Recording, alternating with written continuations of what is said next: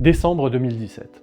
Bitcoin est en pleine effervescence. Son cours vient d'être multiplié par 15 en à peine un an. Soudainement, une critique commence à faire son apparition dans le débat public. Bitcoin est une calamité pour l'environnement. Les articles se multiplient, les décideurs s'en emparent, jusqu'au Forum économique mondial qui réunit chaque année les élites économiques et politiques de la planète et qui écrit un article resté dans les annales en 2017. En 2020, Bitcoin consommera plus d'énergie que la planète entière. Alors 2020 est derrière nous et force est de constater que si vous regardez cette vidéo, c'est bien qu'il reste de l'électricité disponible qui n'est pas utilisée par Bitcoin. Les prévisions alarmistes se sont révélées être complètement à côté de la plaque. Et aujourd'hui, la littérature scientifique converge plutôt dans le sens inverse. Bitcoin peut en réalité être un allié dans la lutte contre le changement climatique. Comment expliquer alors que le débat public soit resté bloqué sur cette fausse information et que l'on continue de traiter Bitcoin comme un problème grave pour l'environnement? Qu'en est-il réellement de l'état actuel des connaissances? C'est ce que nous allons voir ensemble dans cette vidéo. En premier lieu, un préambule. Pourquoi est-ce que Bitcoin utilise de l'électricité? En réalité, c'est une nécessité technique pour sécuriser le réseau et garantir le caractère non censurable des transactions Bitcoin. Pour ce faire, le réseau Bitcoin procède à une forme de quiz géant et mondial et soumet un nouveau problème mathématique à résoudre toutes les 10 minutes. Ceux qui mobilisent des machines et de la puissance de calcul pour participer à cette compétition s'appellent les mineurs de Bitcoin. Celui qui trouve la solution à ce problème se voit récompensé par des Bitcoins nouvellement créés. Cela crée un cercle vertueux de sécurité pour le réseau. Plus il y a de puissance de calcul, plus il y a de sécurité, plus il y a de fiabilité, plus il y a d'adoption, plus le prix du Bitcoin augmente et plus il y a de puissance de calcul, puisque les mineurs sont rémunérés avec une unité monétaire qui vaut plus. Et ainsi de suite. Ce que cela signifie, c'est que la puissance de calcul mobilisée pour le réseau Bitcoin dépend principalement du prix du Bitcoin. Autrement dit, plus le réseau vaut cher, plus sa sécurité augmente. Mais cela veut dire aussi quelque chose d'autre, que les mineurs de Bitcoin ne sont pas des consommateurs comme les autres. Le réseau Bitcoin continue de fonctionner peu importe le nombre de mineurs. Si un mineur de Bitcoin branche une machine ou débranche une machine, il n'y a aucune conséquence sur le service rendu à l'utilisateur final. Bitcoin fonctionne toujours comme monnaie et comme système de paiement. Cette force unique fait des mineurs de Bitcoin des consommateurs flexibles. Si on fait l'hypothèse que ce prix du Bitcoin va être amené à augmenter, alors la consommation électrique de Bitcoin devrait augmenter aussi. Le débat sur l'impact environnemental de Bitcoin est donc tout à fait légitime. Mais ce n'est pas parce que le débat est légitime que cela justifie de dire ou de véhiculer des fausses informations à ce sujet pour attiser des peurs, comme c'est malheureusement le cas aujourd'hui et depuis quelques années, et comme nous l'avons vu en début de vidéo, en prédisant par exemple que Bitcoin consommera plus d'énergie que la planète entière, ou que Bitcoin est un problème pour l'environnement. Parce qu'aujourd'hui, ce n'est pas ce que dit la littérature scientifique. Mais d'abord, un peu d'histoire pour comprendre comment est née cette fake news. À l'origine de cette couverture, une source quasiment unique, un certain Alex de Vries. Alex de Vries est le fondateur du site web Dogeconomist. C'est un blog qu'il qualifie lui-même de blague d'ailleurs, dont l'objectif est de proposer du contenu sur le Dogecoin, une crypto créée en décembre 2013, elle-même comme une blague et une satire de la spéculation qui peut exister dans le monde crypto. La seule proposition de valeur du Dogecoin, c'est que le chien est mignon. À l'été 2014, après avoir rejoint le Doge News Network, Dogeconomist change de nom pour Digiconomist, ce qui lui permet de couvrir plus de sujets liés au digital, c'est-à-dire le numérique en anglais. En 2016, De Vries rejoint la Banque centrale néerlandaise. Et quelques mois plus tard, début 2017, il publie une estimation de la consommation électrique de Bitcoin. C'est cette estimation qui sera reprise pour les projections de l'article du Forum économique mondial. Alors comment un blog rigolo sur un meme coin avec un chien mignon peut-il se retrouver cité comme source crédible par un organisme si réputé que le Forum économique mondial pour une analyse difficile sur un sujet dont l'auteur n'est pas expert, ne dispose d'aucune source, et ce sans parler de son conflit d'intérêts manifeste? On ne sait pas. Mais toujours est-il que c'est le point de départ de la couverture médiatique sur le sujet Bitcoin et environnement. En 2018, De Vries a sorti son estimation d'un article dans un magazine scientifique, Cell.com, mais en contournant le processus de revue par les pairs. Ce n'est en réalité pas une étude ou une publication, mais un commentaire. L'article a depuis été débunké par au moins 4 publications dans des journaux académiques. Mais peu importe, cet article deviendra la source unique de la quasi-totalité des publications médiatiques sur le sujet. Le militant écologiste Daniel Batten a d'ailleurs réalisé une cartographie édifiante à partir du site Litmaps. Encore en 2024 par exemple, en France, le site de l'école polytechnique publiait un article dans lequel on retrouve en source Alex De Vries. Les médias ont donné une prime au premier arrivant sur le sujet qui avait quelque chose de sensationnel à raconter, en l'occurrence Bitcoin va détruire la planète. Dans la réalité, la consommation électrique de Bitcoin reste encore en 2026 inférieure à 1% de la consommation électrique mondiale. Et non seulement cela, mais en plus, il s'agit d'un atout pour la transition énergétique. Comment ? Eh bien, partons au Texas pour s'en rendre compte.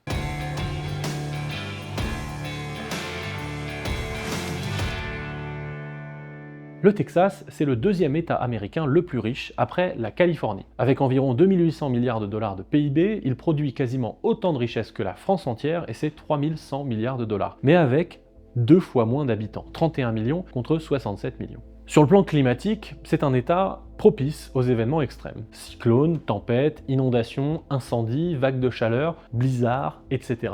Une situation qui ne devrait pas s'arranger avec le changement climatique, dont une des conséquences majeures est la multiplication des événements extrêmes. Beaucoup de gens le savent, le Texas est un État riche de son pétrole. Mais le Texas est aussi plutôt avancé dans la transition énergétique. Entre 2004 et 2024, l'État a fait passer la part de charbon dans son mix de quasiment 40% à 10%.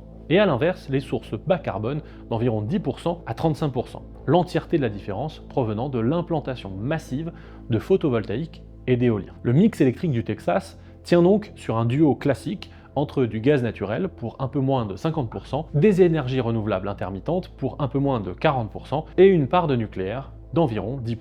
En 2021, un blizzard frappe l'État. Le réseau électrique lâche. Blackout en pleine vague de froid. Plus de 500 morts, 200 milliards de dollars de dommages. Le président de ERCOT, qui gère le réseau électrique texan, c'est l'équivalent de RTE en France, il est licencié. Mandat est donné au nouveau patron, Brad Jones, de résoudre le problème urgent de la stabilité sur le réseau pour ne plus subir ce genre de blackout. Brad Jones mène l'enquête. Quel est le meilleur moyen d'améliorer la résilience et la stabilité du réseau électrique texan ? L'électricité, ce n'est pas un bien ou un service comme un autre. À tout moment, l'offre, donc la production d'électricité, doit être équivalente à la demande, la consommation. Si ce n'est pas le cas, on risque des coupures d'électricité ou une détérioration des équipements et des infrastructures. Historiquement, pour permettre cet équilibre, on recourt à des sources de production électrique pilotables, le nucléaire, le charbon, le gaz par exemple, avec un contrôle fin sur l'offre, et il est donc possible de suivre la demande. Avec l'augmentation de la proportion de sources dites intermittentes, le solaire et l'éolien notamment, c'est-à-dire des sources qu'on ne peut pas piloter, la flexibilité de l'offre se réduit. Et elle doit être compensée par une augmentation de la flexibilité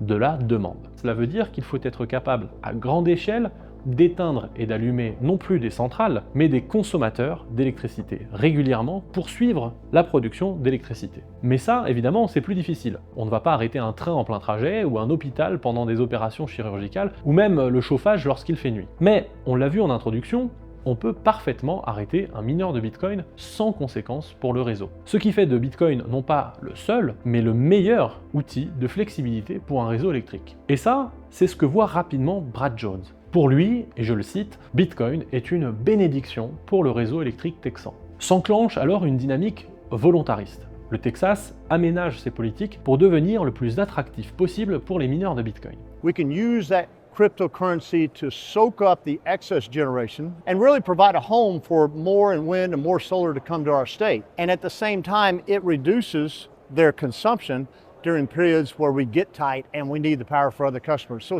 it's a great balancing act. Oui, ça peut paraître contre-intuitif, mais pour régler des problèmes électriques ayant conduit à un blackout, le Texas cherche à attirer plus de consommation d'électricité. Mais pas n'importe laquelle. Une consommation unique, extrêmement importante, une consommation flexible. À partir de 2022-2023, les premiers retours terrain peuvent être constatés. Est-ce que les mineurs de Bitcoin apportent vraiment les avantages attendus ? Ici, par exemple, lors d'un événement extrême en 2023, ERCOT constate qu'effectivement, les mineurs ont coupé la quasi-totalité de leur consommation électrique, en bleu sur le graphique, dès lors que le prix, la courbe noire, a dépassé un certain seuil. Lors d'un autre événement extrême en 2024, ERCOT compare même le comportement d'un data center classique à celui d'un mineur de Bitcoin. Et il constate que le data center classique, lui, reste une charge sur le réseau pendant toute la durée de l'événement extrême, contrairement au mineur de Bitcoin qui se met lui au service du réseau et des branches. For Bitcoin, it does what we have been looking for at ERCOT for years and years. It creates a dynamic load. The greatest value to Bitcoin is that they have the flexibility to turn off their total consumption on a moment's notice and allow that power to flow then to other customers in our system. That creates a great deal of flexibility that we haven't had and that we're looking forward to being able to use in the future. En 2024, le minage de Bitcoin représente un talon de flexibilité d'environ 8 gigawatts. En à peine 2 ans, le Texas a réussi à déployer une consommation équivalente à quasiment 10 réacteurs nucléaires, que l'on peut couper à tout moment pour donner de la respiration au réseau électrique. En 2025, le réseau soutient une demande record, une consommation record, supérieure à celle qui avait conduit à son blackout en 2021. Mais cette fois-ci, il le fait sans problème. Tout récemment, en janvier 2026, alors qu'une nouvelle vague de froid extrême s'abat sur tous les États-Unis, les mineurs de Bitcoin ont rendu entre 3 et 5 gigawatts de puissance pour servir la résilience du réseau texan. Certains médias commencent à s'en rendre compte, comme ici par exemple, où Yahoo remarque que les autres opérateurs de réseau aux États-Unis ont dû diffuser des alertes à destination du public, les incitant à arrêter d'utiliser des appareils électriques, tandis qu'au Texas, les conditions sont restées stables, sans alerte, grâce à une situation radicalement différente par rapport à 2021, l'implémentation des mineurs de Bitcoin. Grâce à la capacité unique de flexibilité des mineurs de Bitcoin, le Texas a réussi à équilibrer son réseau électrique qui devenait instable, et ce, de 3 façons. En tant que consommateur de premier recours, Bitcoin permet de réduire les problématiques de rentabilité liées au délai d'interconnexion des nouvelles capacités de production des énergies renouvelables. Concrètement, ça veut dire plus d'argent plus rapidement et une meilleure rentabilité pour les projets d'énergie renouvelable. En tant que consommateur de dernier recours, il permet de mettre fin ou de réduire drastiquement les occurrences des prix négatifs sur le marché. Cela veut aussi dire plus de rentabilité pour les énergies renouvelables. Et dernièrement, en tant qu'acteur flexible, il est le meilleur outil pour équilibrer le réseau en cas de crise majeure ou d'urgence. Tout cela se traduit par un réseau plus stable qui accueille mieux les énergies renouvelables et qui coûte moins cher à gérer, baissant donc par la même occasion la facture pour les contribuables. Bitcoin has the capability to operate in any and all of those ancillary services. And by participating in those services in a competitive market, necessarily drives those costs down for all consumers. D'ailleurs, grâce aux mineurs de Bitcoin, le Texas s'est même offert le luxe de renoncer à un projet de centrale au gaz de pointe, c'est-à-dire une centrale à gaz qui est mobilisée uniquement lors des pics de consommation extrême. Une décision qui a permis à l'État d'économiser 18 milliards de dollars. Le contribuable texan et le climat ne s'en porteront pas plus mal.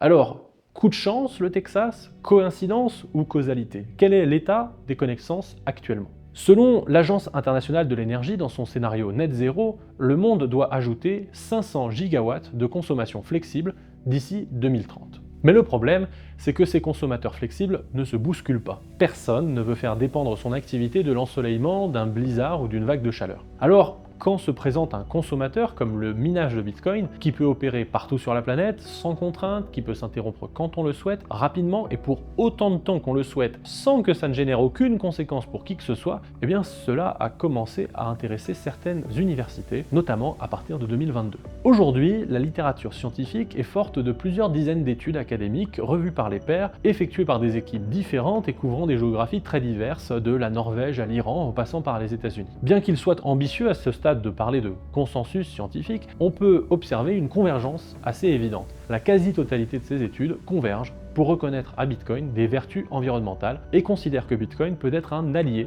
dans la transition énergétique. Nous avons déjà vu le cas de la stabilisation d'un réseau électrique avec le Texas, mais il existe d'autres cas d'usage qui ont intéressé les scientifiques, comme par exemple une protection ou une amélioration du modèle d'affaires des énergies renouvelables, la captation du méthane résiduel sur des sites d'enfouissement de déchets ou sur des exploitations pétrolières, et ce sans parler des externalités positives insoupçonnées pour l'environnement. Par exemple, saviez-vous que sans le minage de Bitcoin, le plus grand parc naturel d'Afrique, le parc des Virunga au Congo, abritant les derniers gorilles de montagne, eh bien ce parc aurait fermé. Alors je ne peux pas traiter toutes ces études dans la vidéo, mais je vous les mets en commentaire si vous souhaitez les consulter.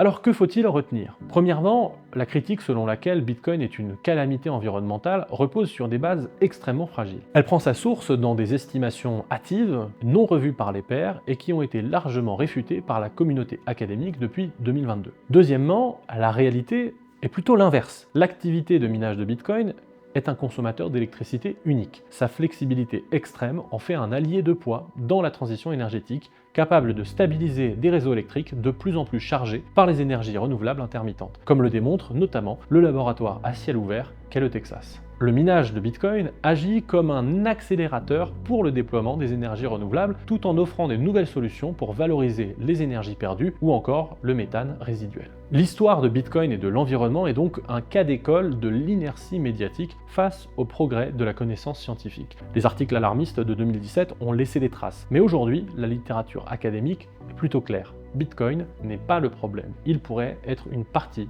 de la solution. Et au-delà de sa seule consommation électrique, la question environnementale pourrait même aller plus loin. Si Bitcoin est un système monétaire alternatif, il est légitime de se demander si le problème fondamental n'est pas la compatibilité avec les limites planétaires de notre système monétaire actuel, basé sur l'endettement, la croissance infinie, la punition de l'épargne et de la sobriété avec l'inflation généralisée. C'est l'un des angles morts de la littérature académique qui mériterait d'être exploré à l'avenir. Merci d'avoir suivi cette vidéo. Si vous l'avez appréciée, n'hésitez pas à laisser un like. L'objectif de ce format, c'est d'aider à débunker un certain nombre d'idées reçues sur Bitcoin. Si vous en avez d'autres en tête, si vous souhaitez que je traite une autre idée reçue, n'hésitez pas à me en faire la suggestion dans les commentaires. Nous venons de lancer cette chaîne avec Bitstack et souhaitons explorer de nouveaux contenus et des formats pour démocratiser Bitcoin et proposer un contenu de qualité. Alors pensez à vous abonner pour ne rien manquer de nos prochaines vidéos. C'était Alexandre Stachenko pour la chaîne Bitstack. Je vous dis à la semaine prochaine pour une nouvelle vidéo et à très bientôt.